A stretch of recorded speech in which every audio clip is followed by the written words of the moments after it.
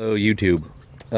This video that you're about to watch was going to just be a carburetor cleaning for this Mercury 50 horsepower outboard, but at this point it has turned into a fair amount more than just carburetor cleaning. So I'm going to break it up and do a few videos, but we will get to the bottom of this, why it's not running right, and you know, if I'll show you the steps of my troubleshooting to get it there in the next few videos. So if you're watching this, you're probably either a subscriber to me or you're having issues with your outboard also, and I'll show you what I'm dealing with, and hopefully you can learn from it or get some tips. So thanks for watching this, and don't forget to like the video, subscribe if it helps you. Well, I'm going to clean these carburetors. Well, my situation is I have a pontoon boat with a 50 horsepower Mercury, two-stroke outboard, and last year I had a couple issues with it. It always idled fine, but whenever you would go to get going down the lake, it would kind of stutter, wouldn't get up to speed. That I typically would put it in neutral and rev it up, and it would straighten it out. So I had some sort of issue that it had something to do with maybe the carburetors, or it's not getting enough fuel. So I mean, I spent the summer doing that, revving it up and whatever, knowing that I would take these off during the winter. When I went to take the boat out of the water for the last time, or well, the only time, I leave it in the water all summer, but I went to take it out, and I almost didn't make it to the marina because of how poorly it was running. I couldn't get anything over, basically idle. So I think these may be clogged, but I am also going to, I believe I'm going to go try to get fuel line in the morning. I'm going to change these small fuel lines, and I ordered a new fuel filter. It's on its way, and I got new spark plugs for it. So if the carburetors don't seem to be the issue once I take them apart, I have a few other things to do. I think it might be an issue with the primer bulb on the fuel line coming from the fuel tank.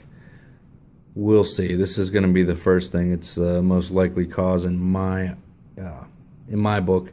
So I'm going to break down each one of these carburetors individually.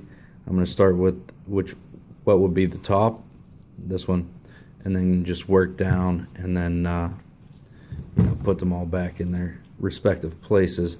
I'm going to go ahead and clean one out and see what the insides look like, and then on the second one here, I will videotape it so you can see what it looks like, and we'll do a little documentary on whether this fixes it or not. A little note I wanted to add to this video is if you're not a mechanic and you are thinking about trying this, these carburetors are the most simple carburetor you can get. There's very, very few mechanical actual moving parts to it. So if you're going to attempt something to try it, do it on this, because this is as easy as it's going to get. I've messed with dirt bike carburetors that had electronics going to them, and all kinds of different things. Even like McCuney dirt bike carburetors are more complicated than this. This is as easy as it gets. All that's holding it together is this bar here and a couple fuel lines. If you're wondering if you can do it, you can. This is downright simple. All you got to do is clean it out, put it back together, see if it works. If not, then you got to move on. If you end up having to spend some money to pay somebody to adjust the carburetors or do something crazy like that, so be it. At least you know that either this was the problem or could have been the problem, and you did something on your own. Okay, here we go. This is the fuel filter. It's the first thing I took off, and I don't know if you could see that down in there. There's a big chunk of black shit that is on the inside of the filter. So something has gotten past this filter, and it definitely needs replaced. So there's a good chance that there is stuff in this carburetor, because that's, you know, step one. You can see the inside of the filter, and it has stuff in it. So we're gonna move on from there. So carburetor here, carburetor 1 here, it is torn down. I found just a little bit of chunks in this tube here, which is the main tube for what would be high speed, and then this little tube here goes up to some low speed jets in the top. This is the cover for that, just goes right on the top. This is the float. It wasn't really sticky or anything. It goes right here. So I didn't find anything that would lead me to believe that this is an issue, or dirt was an issue in this carburetor. I did clean it up, and I shined my light through all the different holes so I could verify that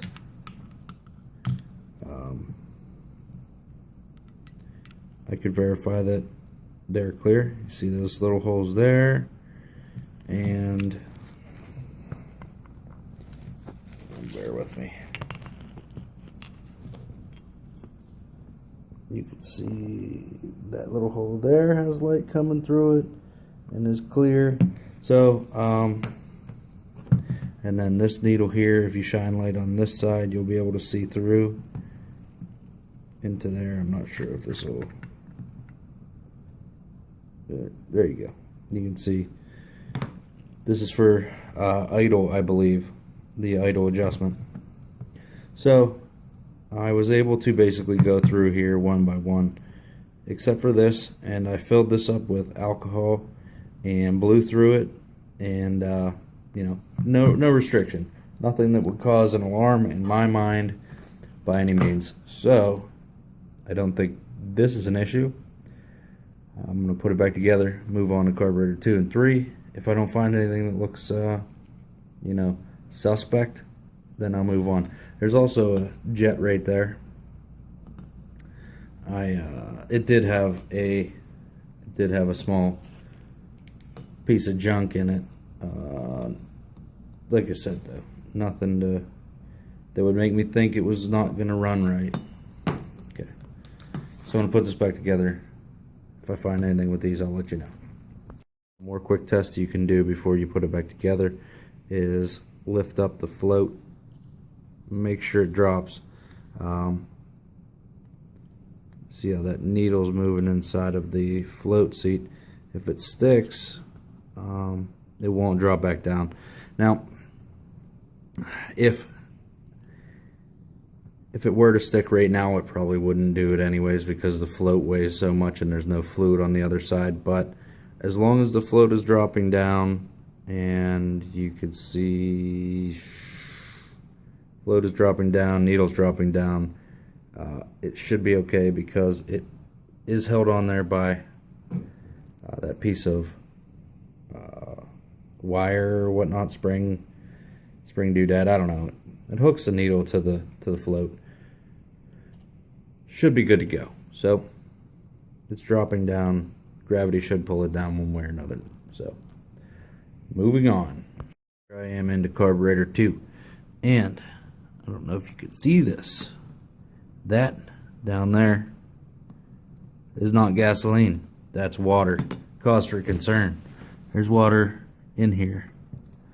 So that could have been why it was running so horrible. So I'm gonna put some dry gas or some water remover in the fuel going into this here after I clean this out. Now that I know got some water in there from somewhere. I ran this thing dry before the end of the year. I ran it dry, just I don't even know why.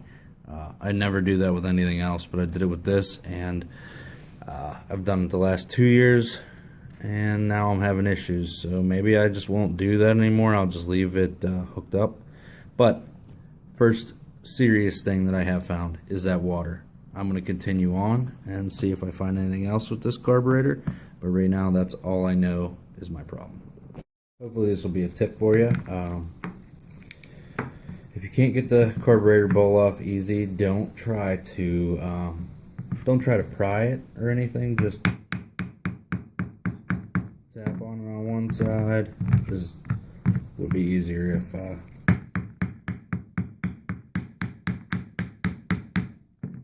didn't have a camera in my hand. Just keep tapping from side to side. It helps it from not breaking the gasket.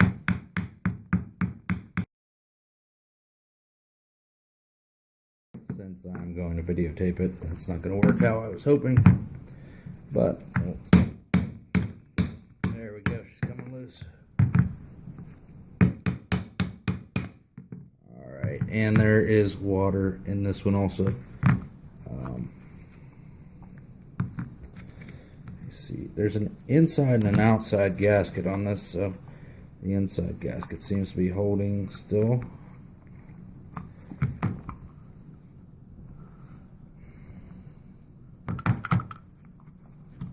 There we go.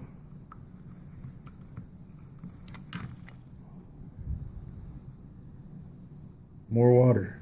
So the lower two of these had water in them. That could have very well, I mean, I don't know how much water they had. It ran really, really horrible. So hopefully that was it. Okay, so to wrap this video up, I don't think the issue with the pontoon boat, the Mercury 50 horsepower engine, is the carburetors. Although they did have some water in them, I believe that there's another issue. And I'm actually into another issue with it right now. That's why there's going to be multiple parts to this. So if you don't find an issue with your carburetors like I kind of didn't, watch my next video. It'll be part 2. And it is talking about, it's dealing with the fuel lines. I basically started pumping fuel out of the tank. It's a built-in tank, so I can't just take it out and drain it. But I started pumping fuel out of the tank, and it's full of garbage. So go see part 2 of this as soon as it comes out, and thank you for watching.